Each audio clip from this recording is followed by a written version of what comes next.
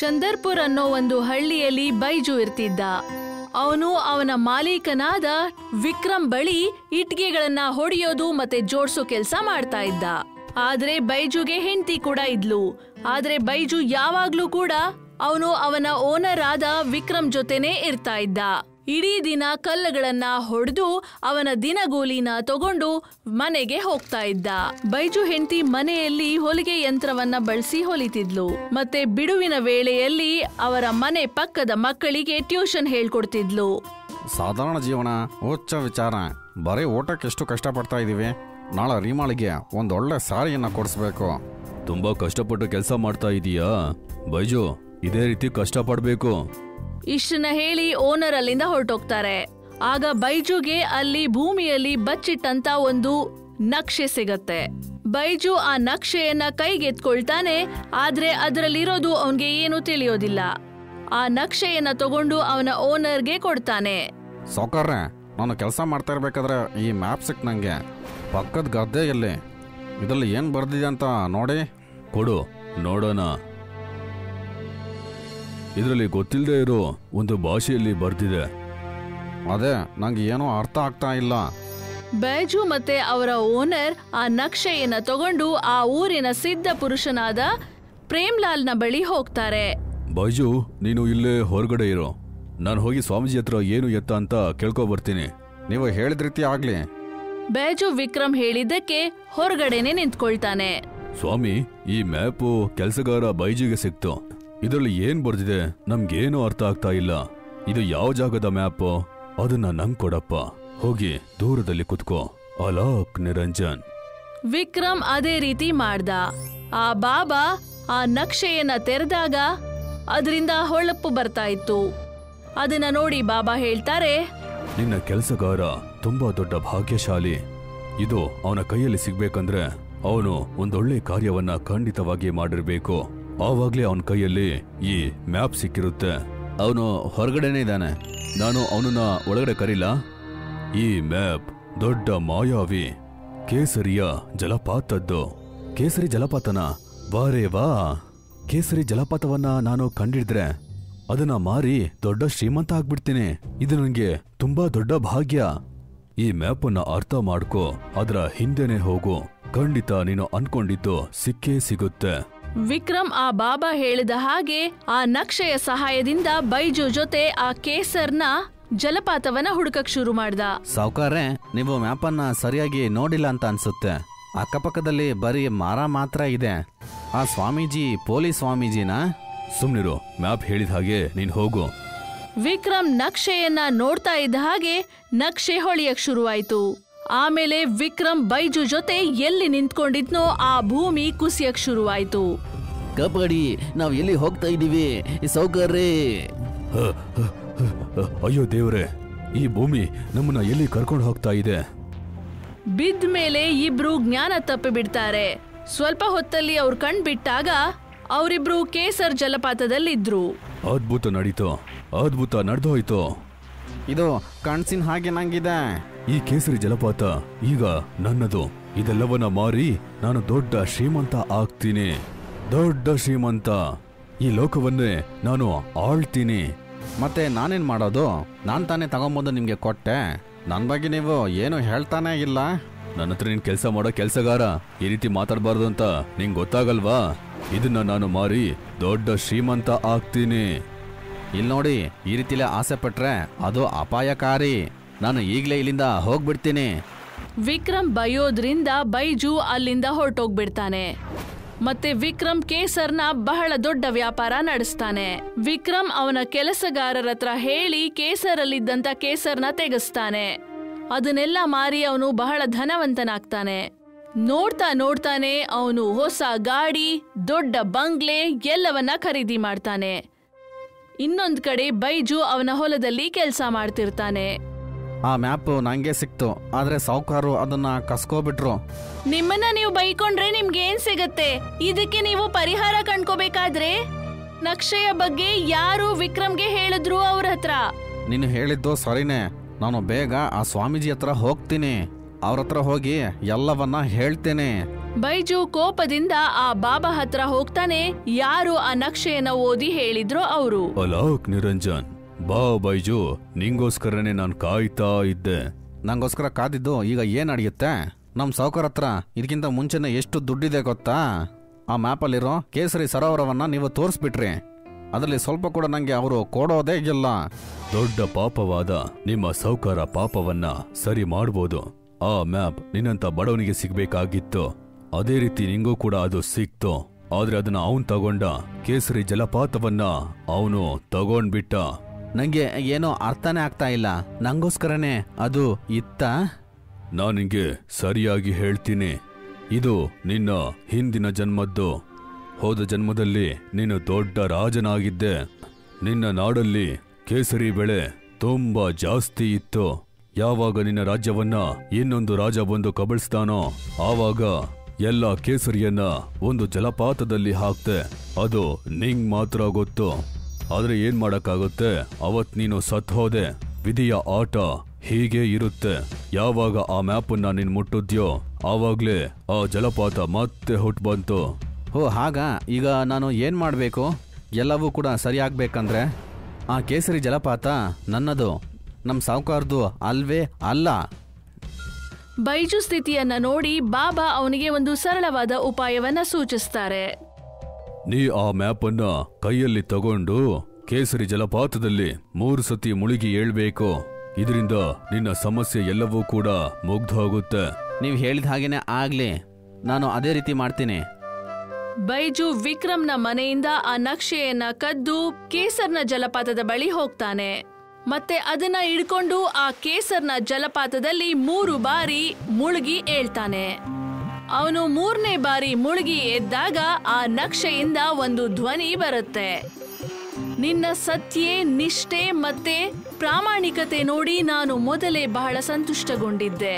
ನನಗೇನು ಆಸೆ ಅಂದ್ರೆ ನೀನು ಈ ಕೇಸರದ ಜಲಪಾತದಿಂದ ಕೇಸರ್ನ ತಗೊಂಡು ಕಷ್ಟಪಡುವ ಬಡವರಿಗೆ ಹಂಚು. ಅವರ ಪರಿವಾರ ಚೆನ್ನಾಗಿ ನಡೆಯುತ್ತೆ. ಹಾಗಾದ್ರೆ ಈ ಕೆಲಸವನ್ನ ನಾನು ಖಂಡಿತ ಮಾಡ್ತೀನಿ. ಇನ್ಮುಂದೆ ಈ ಕೇಸರ ಜಲಪಾತ ನೀನು ಹೇಳ್ದ ಹಾಗೆ ಮಾಡತ್ತೆ. ಆ ಕಪಟಿ ಓನರ್ದಲ್ಲ. ಅವನು ಇಲ್ಲಿಗೆ ಬಂದ ಕೂಡಲೇ ಅವನು ಈ ಜಾಲದಲ್ಲಿ ಸಿಕ್ಕಿ ಹಾಕೊಳ್ತಾನೆ. ಆದ್ರೆ ಒಂದ್ ವಿಷಯ ನೆನ್ಪಿಟ್ಕೋ, ನೀನು ಕೂಡ ಆ ಓನರಿನ ಹಾಗೆ ಇದನ್ನ ತಪ್ಪಾಗಿ ಬಳಸಿದ್ರೆ ನಿನಗೂ ಕೂಡ ಶಿಕ್ಷೆ ಆಗತ್ತೆ. ವಿಕ್ರಮ್ಗೆ ಈ ವಿಷಯ ತಿಳಿದ ಕೂಡ್ಲೆ ಬೈಜು ಕೇಸರ್ನ ಜಲಪಾತದ ಬಳಿ ಇದ್ದಾನೆ ಅಂತ ವಿಕ್ರಮ್ ಆಗ್ಲೇ ಓಡ್ಕೊಂಡು ಕೇಸರ್ನ ಜಲಪಾತದ ಬಳಿ ಬರ್ತಾನೆ. ಏನೋ ಮಾಡ್ತಾ ಇದೀಯ ಅಲ್ಲಿ? ನನ್ ಮನೆಯಿಂದ ಮ್ಯಾಪನ್ನ ಕತ್ಕೊಂಡ್ಬಂದು ನೀನು ಎಲ್ಲಿ ಹೋಗ್ತೀಯಾ? ನಂಗೆ ಗೊತ್ತಿಲ್ವಾ? ಇರು, ನಿನ್ನ ಏನ್ ಮಾಡ್ತೀನಂತ ನೋಡು. ವಿಕ್ರಮ್ ಆ ಕೇಸರ್ನ ಜಲಪಾತದ ಬಳಿ ಹೋಗ್ತಾ ಇದ್ದ ಹಾಗೆ ಅವನಿಗೆ ದೊಡ್ಡ ಶಾಕ್ ಹೊಡೆಯುತ್ತೆ. ಮತ್ತೆ ಅವನು ಬಿದ್ದು ಹೋಗ್ತಾನೆ.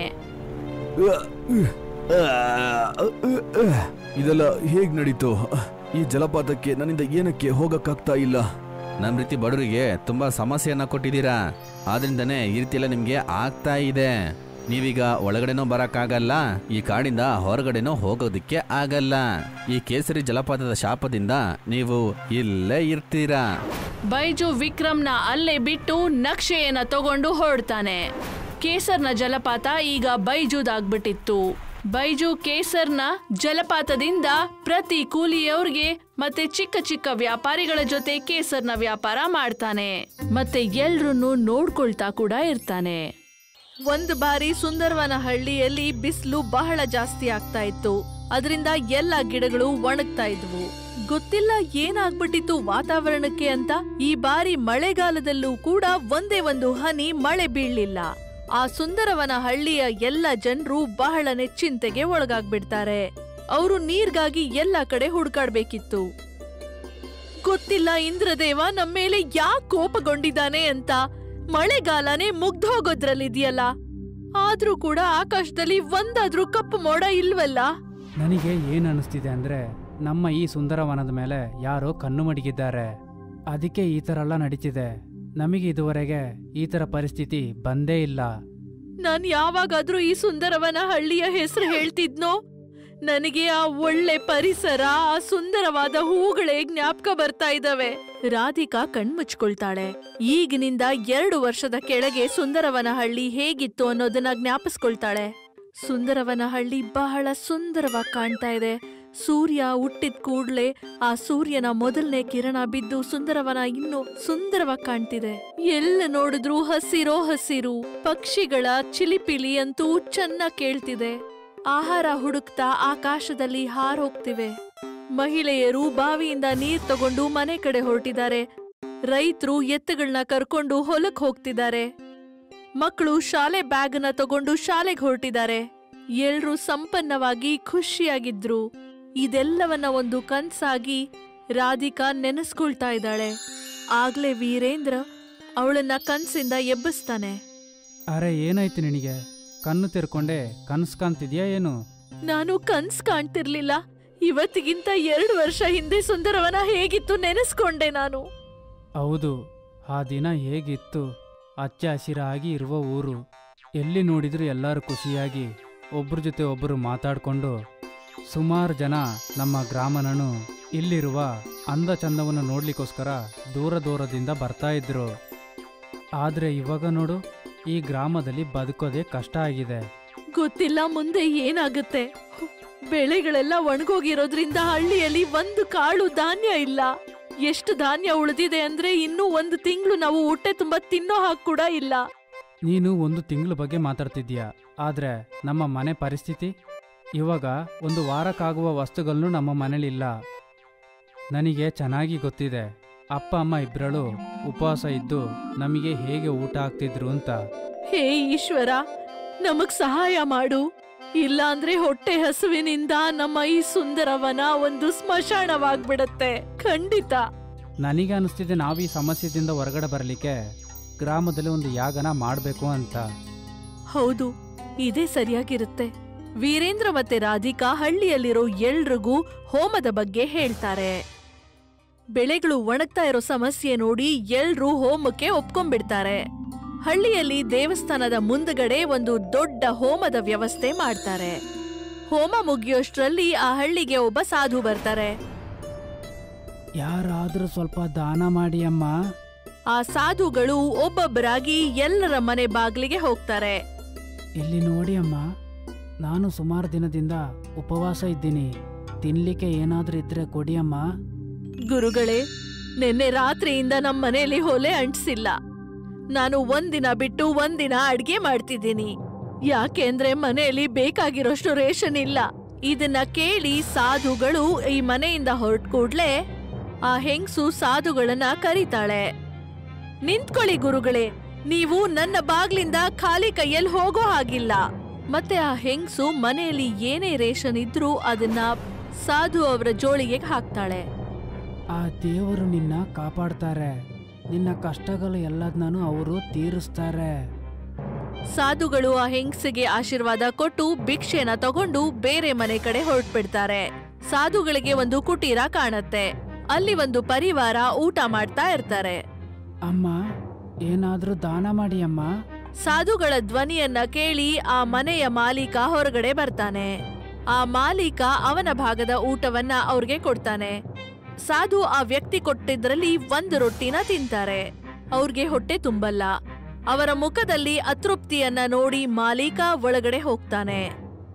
ಮತ್ತೆ ಅವನ ಹೆಂಡತಿಯ ಊಟವನ್ನ ಕೂಡ ಸಾಧುಗೆ ತಂದ್ಕೊಡ್ತಾನೆ. ಸಾಧುಗಳು ಇನ್ನೂ 1 ರೊಟ್ಟಿಯನ್ನ ತಿಂತಾರೆ. ಆದ್ರೂ ಅವ್ರಿಗೆ ಹೊಟ್ಟೆನೆ ತುಂಬಲ್ಲ. ಇಲ್ಲಿ ನೋಡಪ್ಪ, ನೀನು ಈ ರುಚಿಯಾದ ಆಹಾರವನ್ನು ಕೊಟ್ಟು ನನ್ನ ಹಸಿವನ್ನು ಇನ್ನೂ ಜಾಸ್ತಿ ಮಾಡಿದ್ದೀಯಾ. ತಗೊಳ್ಳಿ ಗುರುಗಳೇ, ನೀವು ನನ್ನ ಊಟ ಕೂಡ ತಗೊಳ್ಳಿ. ತಗೊಳ್ಳಿ ಗುರುಗಳೇ, ನೀವು ನನ್ನ ಭಾಗದ ಊಟ ಕೂಡ ತಿನ್ನಿ. ಹಸಿವು ನೀಗ್ಸ್ಕೊಳ್ಳಿ. ಮತ್ತೆ ಅವರು ಹೊಟ್ಟೆ ತುಂಬಾ ಊಟ ಮಾಡ್ತಾರೆ. ಈ ಪರಿವಾರದ ಸೇವಾ ಮನೋಭಾವವನ್ನ ನೋಡಿ ಬಹಳ ಸಂತುಷ್ಟರಾಗ್ತಾರೆ. ಇಲ್ಲಿ ನೋಡಿ, ನಾನ್ ನಿಮ್ಮ ಈ ದಾನನನು, ನಿಮ್ಮ ಈ ಮನಸ್ಸನ್ನು ನೋಡಿ ತುಂಬಾನೇ ಸಂತೋಷ ಪಟ್ಟಿದ್ದೀನಿ. ನೀನು ನಿನ್ನ ಕುಟುಂಬನೂ ಉಪವಾಸ ಇದ್ದು ನೀವು ನನ್ನ ಹಸಿವನ್ನು ತೀರಿಸಿದ್ದೀರಾ. ಆ ದೇವರು ನಿಮಗೆ ಆಶೀರ್ವಾದ ಮಾಡ್ತಾರೆ. ನಿಮ್ಮ ಕಷ್ಟಗಳು ಎಲ್ಲದನ್ನೂ ಅವರು ತೊಲಗಿಸ್ತಾರೆ. ಸಾಧುಗಳು ಇವ್ರಿಗೆ ಆಶೀರ್ವಾದ ಕೊಟ್ಟು ಮುಂದಿನ ಮನೆ ಕಡೆ ಹೋಗ್ತಾರೆ. ಈ ರೀತಿ ಮಾಡ್ತಾ ಮಾಡ್ತಾ ಸಾಧುಗಳು ಇಡೀ ಸುಂದರವನ ಗ್ರಾಮವನ್ನ ಸುತ್ತಾರೆ ಮತ್ತೆ ಭಿಕ್ಷೆ ಕೇಳ್ತಾರೆ. ನೋಡ್ತಾ ನೋಡ್ತಾನೆ ಸಂಜೆ ಆಗ್ಬಿಡತ್ತೆ. ಮತ್ತೆ ಸಾಧುಗಳು ಈ ಹಳ್ಳಿಯಿಂದ ಹೊರಟ್ಬಿಡ್ತಾರೆ. ಹಳ್ಳಿಯವರ ಹತ್ರ ಏನೇನು ರೇಷನ್ ಉಳಿದಿತ್ತೋ ಅದಷ್ಟೂನು ಸಾಧುಗಳಿಗೆ ಕೊಟ್ಬಿಟ್ಟಿರ್ತಾರೆ. ಈಗ ಯಾರ ಹತ್ರ ಕೂಡ ಮಾರನೇ ದಿನ ತಿನ್ನೋದಕ್ಕೆ ಒಂದು ಧಾನ್ಯ ಕೂಡ ಉಳಿದಿರ್ಲಿಲ್ಲ. ಆದ್ರೆ ಬೆಳಗ್ಗೆ ಸೂರ್ಯ ಉದಯಿಸಿದ ಕೂಡ್ಲೆ ಇಡೀ ಸುಂದರವನ ಹಳ್ಳಿ ಜನರು ಆ ಸುಂದರವನವನ್ನ ನೋಡಿ ಆಶ್ಚರ್ಯಚಕಿತರಾಗ್ಬಿಡ್ತಾರೆ. ಆ ಹಳ್ಳಿಯಲ್ಲಿ ಒಂದು ಕಡೆ ನೀರಿನ ನದಿ ಹರಿದ್ರೆ ಇನ್ನೊಂದು ಕಡೆ ಅಕ್ಕಿಯ ನದಿ ಹರಿಯತ್ತೆ. ಇದಂತೂ ನಿಜವಾಗ್ಲೂ ಆ ದೇವರ ಲೀಲೆ ನಮ್ಮ ಹಳ್ಳಿ ಮೇಲೆ. ಇಡೀ ಹಳ್ಳಿಯವರು ಒಂದು ಕಡೆ ನೀರನ್ನ ಇನ್ನೊಂದು ಕಡೆ ಅಕ್ಕಿನ ತಗೊಂಡ್ರು. ಮತ್ತೆ ಹಳ್ಳಿಯಲ್ಲಿ ಒಂದು ದೊಡ್ಡ ಔತಣಕೂಟ ಏರ್ಪಡಿಸಿದ್ರು. ಓಂಕಿಲ ಅರುಣಾಚಲ್ ಪ್ರದೇಶ್ನ ಒಂದು ಊರಲ್ಲಿರ್ತಾ ಇದ್ಲು. ಅದು ಚೈನಾದ ತುಂಬಾ ಹತ್ರದಲ್ಲಿತ್ತು. ಓಂಕಿಲನ ಕುಟುಂಬದಲ್ಲಿ ಅವಳ ಅಮ್ಮ ಮತ್ತು 3 ಮಕ್ಕಳು ಇರ್ತಾ ಇದ್ರು. ಓಂಕಿಲನ ಇಡೀ ಮನೆಯ ಖರ್ಚು ವ್ಯವಸಾಯದಿಂದಲೇ ಆಗ್ತಾ ಇತ್ತು. ಓಂಕಿಲನ ಊರು ಚೈನಾದ ಹತ್ರ ಇರೋ ಕಾರಣವಾಗಿ ಓಂಕಿಲಗೆ momos, chowmein, veg hakka noodles, manchow soup ಹಾಗೆ ಚೈನೀಸ್ ವಸ್ತುಗಳು ಅವಳಿಗೆ ತುಂಬಾನೇ ಇಷ್ಟವಾಗಿತ್ತು. ಓಂಕಿಲನ ತಾಯಿ ವ್ಯವಸಾಯ ಮಾಡ್ತಿದ್ರು ಮತ್ತು ಓಂಕಿಲ ಮನೆಯಲ್ಲೇ ಕೂತ್ಕೊಂಡು ಅಡಿಗೆಗಳನ್ನ ಮಾಡ್ತಾ ಇದ್ಲು. ಏನಾಯ್ತಮ್ಮ, ಇವತ್ ತುಂಬಾ ಲೇಟ್ ಆಯ್ತು? ಎಲ್ಲ ಊರವ್ರ ಗದ್ದೆಗಳ ಜೊತೆಗೆ ನಮ್ ಗದ್ದೆ ಕೂಡ ಮಿಲಿಟರಿ ಕಡೆಗೆ ಹೋಗ್ತಾ ಇದೆ. ಹಾಗೇನಾದ್ರೂ ಆದ್ರೆ ನಮ್ ಹತ್ರ ತಿನ್ನೋಕ್ಕೂ ಕೂಡ ಏನೂ ಇರಲ್ಲ. ಆದ್ರೆ ನಮ್ ಗದ್ದೆ ಕೂಡ ಹೋದ್ರೆ ನಮ್ಗೆ ಮುವಾವಸೆ ಎಲ್ಲ ಸಿಗುತ್ತೆ ಅಲ್ವಾ? ಒಂದ್ ವಸ್ತು ನಮ್ ಹತ್ರ ಇದ್ರೆ ಅದ್ರ ವಿಷಯನೇ ಬೇರೆ. ದುಡ್ಡು ಕೈಯಲ್ಲಿ ಬಂದ ತಕ್ಷಣ ಖರ್ಚಾಗಕ್ ಶುರು ಆಗುತ್ತೆ. ನಿನ್ ಟೆನ್ಷನ್ ಎಲ್ಲ ತಗೋಬೇಡ. ಇನ್ಕಮ್ಗೆ ನಾವ್ ಬೇರೆ ಏನಾದ್ರೂ ಮಾಡೋಣ. ಇವತ್ ನಾನ್ ಮೋಮೋಸ್ ಮಾಡಿದ್ದೀನಿ, ನೀವ್ ತಿನ್ನಿ. ಅಕ್ಕ, ನೀವು ಮೋಮೋಸ್ನ ತುಂಬಾ ಚೆನ್ನಾಗಿ ಮಾಡ್ತೀರಾ, ತಿನ್ನುವಾಗ ಮಜಾ ಸಿಗುತ್ತೆ. ಇವನಂತೂ ತುಂಬಾನೇ ಮೋಮೋಸ್ ತಿಂತಾ ಇದ್ದಾನೆ. ಸ್ವಲ್ಪ ಇದನ್ ಹೇಳು, ನಿಂಗ್ ಮ್ಯಾಥ್ಸ್ ಅಲ್ಲಿ ಎಷ್ಟ್ ಬಂತು ಅಂತ? ನಾನಿದ್ರಲ್ಲಿ 0 ಮೊಟ್ಟೆ. ಓಂಕಿಲ, ನೀನ್ ಇವನ ಓದ್ಸಲ್ವಾ ಏನು? ಹೀಗೆ ನಡೀತಾ ಇದ್ರೆ ಇವನ್ ಖಂಡಿತವಾಗ್ಲೂ ಪಾಸ್ ಆಗಲ್ಲ. ಅಮ್ಮ, ಇವನ್ಗೇನ್ ಚೆನ್ನಾಗಿರೋ ಟ್ಯೂಷನ್ಸ್ ಬೇಕಾಗಿದೆ. ನಾನ್ ಓದ್ಸಿದ್ರೆ ಇವ್ನು ಓದ್ತಾ ಇಲ್ಲ. ಮರುದಿನ ಸಂಜೆ ಅಮ್ಮ ಮನೆಗ್ ಬಂದು ಹೀಗೆ ಹೇಳುತ್ತಾಳೆ, ಓಂಕಿಲ, ನಮ್ ಗದ್ದೆ ಹೊರಟೋಯ್ತು. 2 ಲಕ್ಷ ರೂಪಾಯಿ ಕೊಟ್ರು. ಈ ದುಡ್ಡಿಂದ ನಾವ್ ಊರಲ್ಲಿ ಏನಾದ್ರೂ ಮಾಡೋಣವಾ? ಅಮ್ಮ, ಊರಲ್ಲಿ ಯಾವ ಕೆಲ್ಸನೂ ಇಲ್ಲ. ನಾನ್ ಸಿಟಿ ಕಡೆಗೆ ಹೋಗ್ತೀನಿ. ಅಲ್ಲಿ ಯಾವ್ದಾದ್ರೂ ಕೆಲ್ಸ ಸಿಗ್ಬಿಡುತ್ತಲ್ವಾ? ನಾನ್ ನಿಮ್ಗೆ ದುಡ್ಡನ್ನ ಕಳಿಸ್ತಿರ್ತೀನಿ. ಆದ್ರೆ ನೀನ್ ಯಾವ ಸಿಟಿಗೆ ಹೋಗ್ತೀಯಾ? ನಾನ್ ಡೆಲ್ಲಿಗೆ ಹೋಗ್ಬಿಡ್ತೀನಿ. ನೀನ್ ವಿಶಾಖಪಟ್ನಂಗೆ ಹೋಗ್ಬಿಡು. ಅಲ್ಲಿ ನಮ್ಮ ಊರಿನ ನಾರಿನ್ ಕೆಲ್ಸ ಮಾಡ್ತಾನೆ. ಬೇರೆ ಊರಲ್ಲಿ ಗೊತ್ತಿರೋರಿಂದ ತುಂಬಾನೇ ಸಹಾಯ ಆಗುತ್ತೆ. ಓಂಕಿಲ ಆಂಧ್ರ ಪ್ರದೇಶನ ಸಮುದ್ರದ ಹತ್ರ ಇರೋ ಸಿಟಿ ವಿಶಾಖಪಟ್ನಂಗೆ ಹೋಗ್ಬಿಡುತ್ತಾಳೆ. ಮತ್ತೆ ತನ್ನ ಸಿಟಿಯ ಹುಡುಗ ನಾರೆನ್ನ ಭೇಟಿ ಆಗ್ತಾಳೆ. ನಾನಿಲ್ಲಿ ಕೆಲ್ಸ ಹುಡ್ಕೊಂಡ್ ಬಂದಿದ್ದೀನಿ. ಇಲ್ಲಿ ಯಾವ್ದಾದ್ರು ಕೆಲ್ಸ ಹುಡುಕ್ಸ್ತೀಯಾ? ನಿನಗೇನ್ ಬರುತ್ತೆ? ನಾನ್ ಎಲ್ಲ ಚೈನೀಸ್ ಫುಡ್ ಮಾಡ್ತೀನಿ. ನಾನ್ ಯಾವ ರೆಸ್ಟೋರೆಂಟ್ ಅಲ್ಲಿ ಕೆಲಸ ಮಾಡ್ತೀನಿ, ಅಲ್ಲಿ ಮೋಮೋಸ್ ಮಾಡೋರಿಗೆ ಒಂದ್ ಕೆಲಸ ಖಾಲಿ ಇದೆ. ನಾನು ಮಾಲೀಕರ ಹತ್ರ ಮಾತಾಡ್ತೀನಿ. ನಾರಿನ್ ರೆಸ್ಟೋರೆಂಟ್ ಓನರ್ ವಿಷ್ಣು ಹತ್ರ ಮಾತಾಡ್ತಾನೆ. ಹಾಗೆ ಓಂಕಿಲಾಗೆ ಮೋಮೋಸ್ ಮಾಡೋ ಕೆಲ್ಸ ಕೂಡ ಸಿಕ್ಬಿಡುತ್ತೆ. ರೆಸ್ಟೋರೆಂಟ್ ಸಮುದ್ರದ ಹತ್ರನೇ ಇತ್ತು. ಜನರು ಬೀಚ್ ನ ನೋಡಕ್ ಬರ್ತಾ ಇದ್ರು ಮತ್ತೆ ಚೆನ್ನಾಗಿ ತಿಂತಾ ಕುಡಿತಾ ಇರ್ತಾ ಇದ್ರು. ಓಂಕಿಲನ ಕೈಯ ತುಂಬಾ ಟೇಸ್ಟಿ ಆಗಿರೋ ಮೋಮೋಸ್ ಎಲ್ರಿಗೂ ಇಷ್ಟ ಆಗುತ್ತೆ. ಆ ರೆಸ್ಟೋರೆಂಟ್ ಓನರ್ ವಿಷ್ಣುನ ದುಡಿಮೆ ತುಂಬಾನೇ ಜಾಸ್ತಿ ಆಗಿತ್ತು. ಆದ್ರೆ ಕೆಲ್ಸ ಹೆಚ್ಚಾದಾಗ ವಿಷ್ಣು ಅಲ್ಲಿದ ಕೆಲ್ಸದವರ ಸ್ಯಾಲ್ರಿನ ಹೆಚ್ಚು ಮಾಡ್ತಾನೆ ಇರ್ಲಿಲ್ಲ. ಅವ್ನ್ ಓಂಕಿಲ ಕೈಗೆ ಬರೀ 10,000 ಕೊಡ್ತಾ ಇದ್ದ. ಓಂಕಿಲಾಗೆ ಅದರಲ್ಲಿ ಸೇವಿಂಗ್ಸ್ ಮಾಡಕ್ಕೆ ಮತ್ತೆ ಮನೆಗೂ ದುಡ್ಡು ಕೊಡಕ್ಕೆ ತುಂಬಾನೇ ಕಷ್ಟ ಆಗ್ತಿತ್ತು. ನಾನ್ ಇಲ್ಲಿಗ್ ಬಂದು 6 ತಿಂಗಳು ಆಗ್ತಾ ಇದೆ. ನಾನ್ ಮನೆಗ್ ಬರೀ 6-8 ಸಾವಿರ ಮಾತ್ರ ಕಳ್ಸಕ್ ಆಗ್ತಾ ಇದೆ. ಅಮ್ಮನ್ಗೆ ಮನೆ ನಡ್ಸಲು ತುಂಬಾನೇ ಕಷ್ಟ ಆಗ್ತಿರ್ಬಹುದು. ಮರುದಿನ ಓಂಕಿಲ ಆ ರೆಸ್ಟೋರೆಂಟ್ ಓನರ್ ಹತ್ರ ಹೀಗೆ ಹೇಳ್ತಾಳೆ, ಅಂಕಲ್, ನನ್ ಸ್ಯಾಲ್ರಿನ 15,000 ಮಾಡ್ಬಿಡಿ. ನಂಗ್ ಮನೆಗ್ ದುಡ್ಡನ್ ಕಳ್ಸಕ್ ಆಗ್ತಿಲ್ಲ. ಅದಕ್ ನಾನೇನ್ ಮಾಡ್ಲಿ? ನಾನ್ ನಿನ್ ಪರಿವಾರದವ್ರನ್ನೆಲ್ಲ ಸಾಕ್ತೀನಿ ಅಂತ ಏನಾದ್ರು ಹೇಳಿದೀನ? ನಾನ್ ನಿನ್ಗೆ ಕೆಲ್ಸ ಕೊಟ್ಟಿರೋದು ಅದೇ ಒಂದ್ ದೊಡ್ಡ ವಿಷಯ ಅಲ್ವಾ? ಸಂಬಳ ಜಾಸ್ತಿ ಆಗಲ್ಲ, ಹೋಗ್ ಕೆಲ್ಸ ನೋಡ್ಕೋ. ಆಗ ಓಂಕಿಲ ಹತ್ರ ಬೇರೆ ಯಾವ ಐಡಿಯಾಸ್ ಕೂಡ ಇರ್ಲಿಲ್ಲ. ಆದ್ರಿಂದ ಅವಳು ರೆಸ್ಟೋರೆಂಟ್ ಅಲ್ಲಿ ಕೆಲ್ಸ ಮಾಡಲು ಶುರು ಮಾಡಿದ್ಲು. ರೆಸ್ಟೋರೆಂಟ್ ಹತ್ರ ಒಂದು ನಾಯಿ ಯಾವಾಗ್ಲೂ ಬರ್ತಾ ಇತ್ತು. ಓಂಕಿಲ ಅದ್ರ ಹೆಸರು ಮೋತಿ ಅಂತ ಇಟ್ಟಿದ್ಲು. ಮೋತಿ ಯಾವಾಗ ಬಂದ್ರು ಅವನ್ಗೆ 2 ಮೋಮೋಸ್ ಕೊಡ್ತಾ ಇದ್ಲು. ಒಂದಿನ ರೆಸ್ಟೋರೆಂಟ್ ಓನರು ನಾಯಿ ಮೋಮೋಸ್ ತಿನ್ನೋದನ್ನ ನೋಡ್ತಾ ಇದ್ದ. ಮೋಮೋಸ್ ಮಾಡೋದಕ್ಕೆ ಸಾಮಾನುಗಳು ನಿಮ್ಮ ಅಪ್ಪನ ದುಡ್ಡಿಂದ ಬರೋದಿಲ್ಲ. ನೀನು ನಾಯಿಗೆಲ್ಲ ಮೋಮೋಸ್ನ ಹಾಕ್ತಾ ಇದೀಯಾ. 2 ಮೋಮೋಸ್ ನಾಯಿ ತಿಂದ್ಬಿಟ್ರೆ ನಿಮ್ಗೇನ್ ದೊಡ್ಡ ನಷ್ಟ ಆಗುತ್ತೆ? ಚಿಕ್ಕ ಚಿಕ್ಕ ವಿಷಯಗಳಿಗೆಲ್ಲ ನೀವ್ ನಮ್ಮ ಅಪ್ಪ ಅಮ್ಮನ್ ಮುಂದೆ ಯಾಕೆ ತರ್ತಾ ಇದ್ದೀರಾ? ಈ ಮೋಮೋಸ್ನ ದುಡ್ಡನ್ನ ನಿನ್ ಸ್ಯಾಲರಿಯಿಂದ ಕಟ್ ಮಾಡ್ತೀವಿ. ಆ ತಿಂಗಳು ವಿಷ್ಣು ಓಂಕಿಲ ಕೈಗೆ ಬರೀ 8,000 ರೂಪಾಯಿ ಕೊಡ್ತಾನೆ. ರೆಸ್ಟೋರೆಂಟ್ ಓನರ್ ಹೀಗೆ ಮಾಡೋದನ್ನು ನೋಡಿ ಓಂಕಿಲ ಒಂದು ಕಠೋರವಾದ ನಿರ್ಧಾರವನ್ನು ತಗೋತಾಳೆ. ಓಂಕಿಲ ನೋರಿನ್ ಹತ್ರ ಹೀಗೆ ಹೇಳುತ್ತಾಳೆ, ಅವಳು ರೆಸ್ಟೋರೆಂಟ್ ನ ಕೆಲಸವನ್ನು ಬಿಟ್ಬಿಡ್ತಾಳೆ ಅಂತ. ನಾನ್ ನನ್ ಸ್ವಂತ ಬಿಸ್ನೆಸ್ ಓಪನ್ ಮಾಡ್ತೀನಿ. ಆದ್ರೆ ಅದಕ್ ನಿನಗೆ ತುಂಬಾ ಸಾಮಾನುಗಳನ್ನ ಖರೀದಿ ಮಾಡ್ಬೇಕಾಗತ್ತಲ್ವಾ? ಅದಕ್ಕೊಂದು ಕೌಂಟರ್ ಇರ್ಬೇಕಲ್ವಾ? ಅದ್ರ ಮೇಲೆ ಇಟ್ಕೊಂಡು ನೀನು ಮೋಮೋಸ್ನ ಮಾರ್ಬೋದು. ನಿನ್ನ ಹತ್ರ ಇನ್ವೆಸ್ಟ್ ಮಾಡೋದಕ್ಕೆ ದುಡ್ಡಿದ್ಯಾ? ಸ್ವಲ್ಪ ದುಡ್ಡು ನನ್ನ ಹತ್ರ ಇದೆ, ಇನ್ನೊಂದ್ ಸ್ವಲ್ಪ ನೀನು ಕೊಟ್ಬಿಡು. ಓಂಕಿಲ ಆ ಸಮುದ್ರದ ಮುಂದೆ ಒಂದ್ ಕೌಂಟರ್ ಹಾಕಿ ಮೋಮೋಸ್ ನ ಮಾರಲು ಶುರು ಮಾಡುತ್ತಾಳೆ. ಈಗ ವಿಷ್ಣು ರೆಸ್ಟೋರೆಂಟ್ ಅಲ್ಲಿ ತುಂಬಾ ಕಡಿಮೆ ಜನ ಮೋಮೋಸ್ ತಿನ್ನಕ್ಕೆ ಹೋಗ್ತಾ ಇದ್ರು. ಬೀಚ್ ಅಲ್ಲಿ ಬರೋ ಎಲ್ರು ತುಂಬಾ ಜನ ಓಂಕಿಲ ಮೋಮೋಸ್ ತಿನ್ನಕ್ಕೆ ಹೋಗ್ತಾ ಇದ್ರು. ಈಗ ಓಂಕಿಲ ಒಂದು ತಿಂಗಳಲ್ಲಿ ಹೆಚ್ಚು ಕಮ್ಮಿ 20,000 ರೂಪಾಯಿ ದುಡಿತಾ ಇದ್ಲು. ವಿಷ್ಣುಗೆ ಓಂಕಿಲ ಕೌಂಟರ್ ಅಲ್ಲಿ ತುಂಬಾ ಜನ ಇದ್ದಿದ್ದನ್ನು ನೋಡಿ ಚಿಂತೆ ಉಂಟಾಯ್ತು. ಇಲ್ಲಿವರೆಗೂ ನನ್ನ ರೆಸ್ಟೋರೆಂಟ್ ಅಲ್ಲೇ ಚೈನೀಸ್ ಫುಡ್ ಮಾರ್ತಾ ಇದ್ದಿದ್ದು, ಆದ್ರೆ ಆ ಹುಡುಗಿ ನನ್ನ ಅಧಿಕಾರನೆಲ್ಲ ಸಮಾಪ್ತಿ ಮಾಡ್ಬಿಟ್ಲು. ಮುಂದೊಂದಿನ ಇವಳು ನಂತರ ರೆಸ್ಟೋರೆಂಟ್ ಓಪನ್ ಮಾಡ್ಬೋದು. ಮುಳ್ಳಿನ ಗಿಡ ದೊಡ್ಡದಾಗೋದಕ್ ಮುಂಚೆ ಅದನ್ನ ಕಿತ್ತಾಕೋದೇ ಒಳ್ಳೇದು. ವಿಷ್ಣು ಒಂದಿನ ಓಂಕಿಳಲ್ ಹತ್ರ ಹೋಗಿ ಹೀಗೆ ಹೇಳ್ತಾನೆ, ಓಂಕಿಲ, ನಮ್ಮ ಹೊಸ ಕೆಲಸಗಾರರಿಗೆ ಸರಿಯಾಗಿ ಮೋಮೋಸ್ನ ಮಾಡಕ್ ಬರ್ತಾ ಇಲ್ಲ. ನೀನು ನನ್ನ ರೆಸ್ಟೋರೆಂಟ್ಗೆ ವಾಪಸ್ ಬಂದ್ಬಿಡು. ನಾನ್ ನಿನ್ನ ಸಂಬಳನ 2,000 ಜಾಸ್ತಿ ಮಾಡ್ತೀನಿ. ಇಲ್ಲ ಅಂಕಲ್, ನಾನು ಇವಾಗ 20,000 ರೂಪಾಯಿ ದುಡಿತಿದ್ದೀನಿ. ನನ್ಗೆ ನಿಮ್ ರೆಸ್ಟೋರೆಂಟ್ ಅಲ್ಲಿ ಕೆಲಸ ಮಾಡೋ ಅವಶ್ಯಕತೆ ಇಲ್ಲ. ಹಾಗಾದ್ರೆ ನಿನ್ ಕೆಲ್ಸನ ನನ್ನ ರೆಸ್ಟೋರೆಂಟ್ ಇಂದ ತುಂಬಾ ದೂರದಲ್ಲಿ ಇಟ್ಕೊ. ನೀನು ಯಾಕ್ ಮಾಡ್ಲಿ? ಬೀಚ್ ಹತ್ರ ಇರೋ ಎಲ್ಲ ಜಾಗ ನಿಮ್ ಅಪ್ಪಂದ. ಓಂಕಿಳಲ ಬಾಯಿಂದ ಈ ಮಾತುಗಳನ್ನು ಕೇಳಿ ವಿಷ್ಣುಗೆ ತುಂಬಾನೇ ಕೋಪ ಬಂತು. ನೀವ್ ಮೋಮೋಸ್ ಬಿಟ್ಟು ತುಂಬಾ ವಸ್ತುಗಳನ್ನ ಮಾರ್ತೀರಾ, ನೀವ್ ಅದ್ರ ಮೇಲೆ ಫೋಕಸ್ ಮಾಡಿ.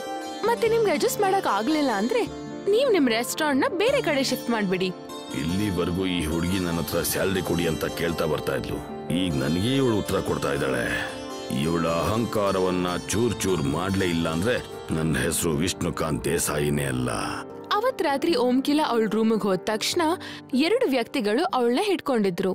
ನೀನು ನಿನ್ ದಂಧೆನ ವಿಷ್ಣುಬಾಯಿ ರೆಸ್ಟೋರೆಂಟ್ ಇಂದ ದೂರ ತಗೊಂಡೋಗಿಲ್ಲ ಅಂದ್ರೆ ನಿನಗೆ ಮತ್ತೆ ನಿನ್ನ ಪರಿವಾರದವ್ರಿಗೆ ಸರಿಯಾಗಿರೋದಿಲ್ಲ, ತಿಳ್ಕೊ. ನಮ್ಮ ಕೈ ಅರುಣಾಚಲ ಪ್ರದೇಶದವರೆಗೂ ಇದೆ. ನಿಮ್ಮ ಪರಿವಾರದ ಮೇಲೂ ನಮ್ಮ ಕಣ್ಣಿದೆ. ಇಬ್ರು ಓಂಕಿಲಗೆ ಧಮಕಿಯನ್ನು ಕೊಟ್ಟು ಅಲ್ಲಿಂದ ಹೊರಟೋದ್ರು.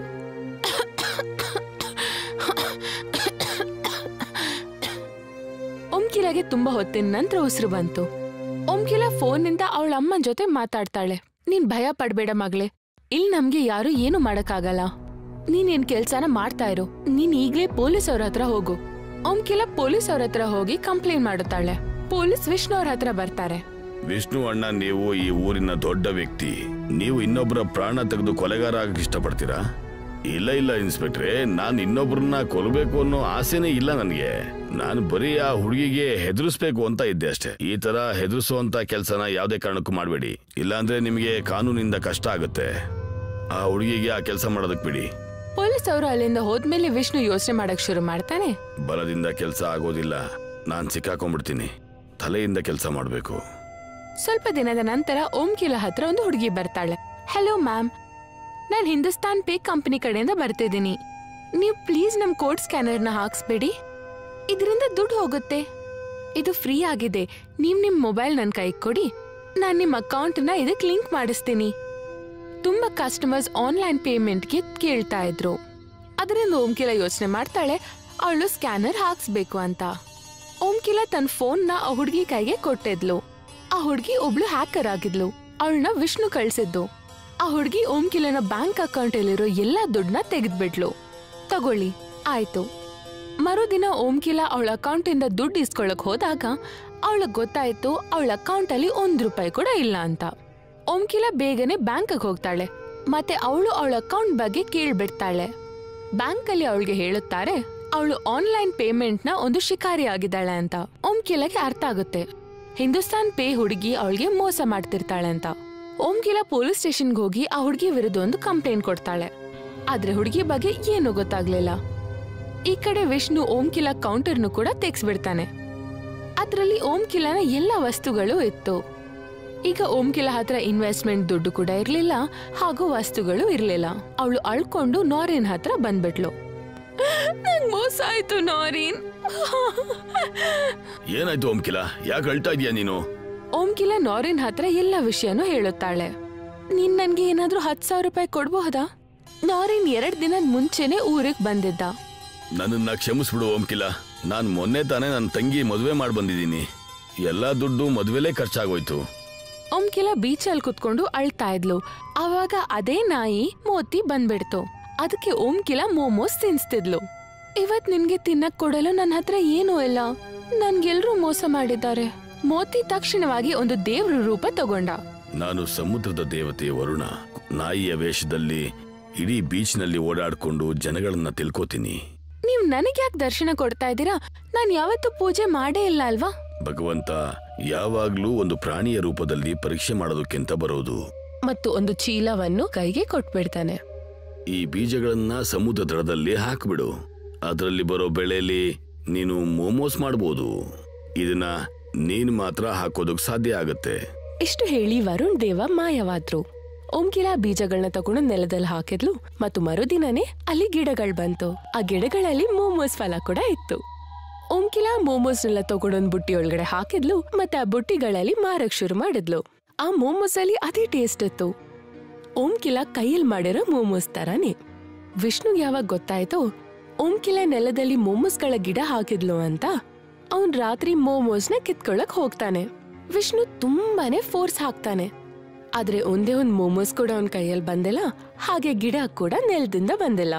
ವಿಷ್ಣು ಮಾರ್ಕೆಟ್ಗೆ ಹೋಗಿ ಕೆಲವು ವಿಷಯಗಳನ್ನ ತರ್ತಾನೆ. ಅದರಿಂದ ಗಿಡಗಳೆಲ್ಲ ನಾಶವಾಗುತ್ತೆ. ಅವನು ಮೋಮೋಸ್ ಗಿಡದ ಹತ್ರ ಹೋಗಿ ಆ ಕ್ರಿಮಿಕೀಟಗಳನ್ನೆಲ್ಲ ಬಿಡ್ತಾನೆ. ಈಗ ಬರುತ್ತೆ ಮಜಾ. ಆದ್ರೆ ಆಗ್ಲೇ ಜೋರಾಗಿ ಸಮುದ್ರದಿಂದ ಒಂದ್ ಅಲೆ ಬರುತ್ತೆ ಮತ್ತು ಆ ಅಲೆಯಿಂದ ಮೋಮೋಸ್ ಗಿಡಗಳೆಲ್ಲ ಕ್ಲೀನ್ ಆಗುತ್ತೆ. ವಿಷ್ಣು ಒಂದು ಟ್ರಕ್ನ ತಗೊಂಡು ತುಂಬಾನೇ ಮರ ಗಿಡಗಳನ್ನ ಅದ್ರಲ್ಲಿ ಹಾಕ್ತಾನೆ. ಮತ್ತೆ ಆ ಮರ ತುಂಡುಗಳನ್ನ ಆ ಮೋಮೋಸ್ ಗಿಡದ ಮೇಲೆ ಹಾಕ್ತಾನೆ.